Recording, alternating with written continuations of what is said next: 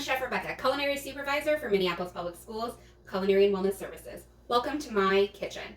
Now, I also am part of the Kitchen Wisdom panel for the School Nutrition Magazine, and I credit the recipes and run meal pattern analysis on all of the food-focused recipes in School Nutrition Magazine.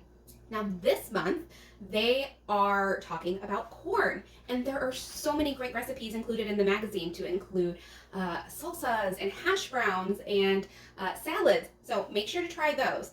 And I'm not here to tell you any other recipes. I'm going to give you some tips and tricks on how to work with this corn, because we all know our students love it, and we don't really have to do a lot to it for them to take it. But this is going to make your job in life maybe a little bit easier. So this is might be how you see corn coming into your kitchens. In the summer, maybe some fresh corn when it's super sweet and uber delicious. I'm going to show you a really easy way on how to shuck it without, getting strings and silk everywhere. You can see that here. And remember, I'm in my home kitchen. If we're working with ready-to-eat foods in your school kitchens, make sure to be wearing some gloves. We also have some corn tortillas. Did you know these are raw and that they really need cooked to bring out the nuttiness and the flavor, as well as make them a little bit more pliable? I'll show you how to do that. And then we've got our frozen corn on the cob, maybe for those other months than outside the summer, and our USDA Foods IQF frozen kernels. So that's how you'll most likely see corn in your cafeterias. And again, I'm going to show you some tips and tricks on how to use these.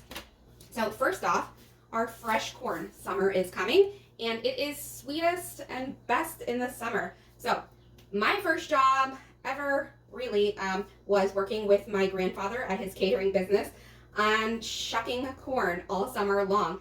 I wish I had known this trick beforehand, because it makes it so much easier. So you are going to want to boil in the husk your corn. So keep the husk on just like this, add it to boiling water for 8 to 10 minutes and let it cool just a little bit so that you are not burning yourself. I have some here. So again, boiled 8 to 10 minutes, and then I'm going to cut off the last half inch to an inch of the cob with my knife. You might have to put a little bit of muscle into it.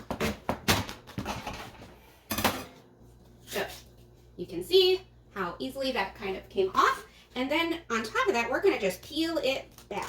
And this is going to take the silk and the stalk right off. Look how beautiful and easy that was. And I mean, there is very little silk left. So we'll toss this.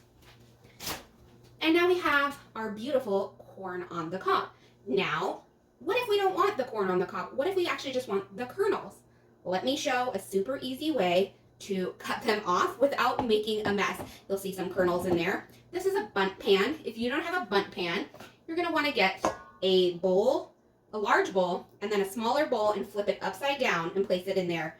You can cut it off like this. But I'm going to use my bundt pan. I think this is the best option. And you're going to want that pointed end down in the hole. And then I'm going to use my knife and run it along the cob and just cut the kernels off. Then turn my cob and continue to cut down. And look how simple that is, and it doesn't create a mess. I know my mother would love this trick because she says she hates cleaning up with after me in the kitchen. So if you got those messy cooks out there, there's quite a few of us out there, this is the way to go.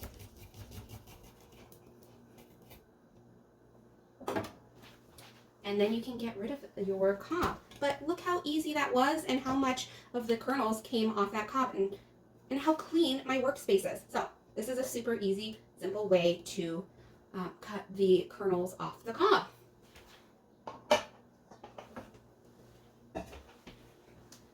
Now, we all have USDA Foods IQF corn, and we use it in so many different ways in our kitchens.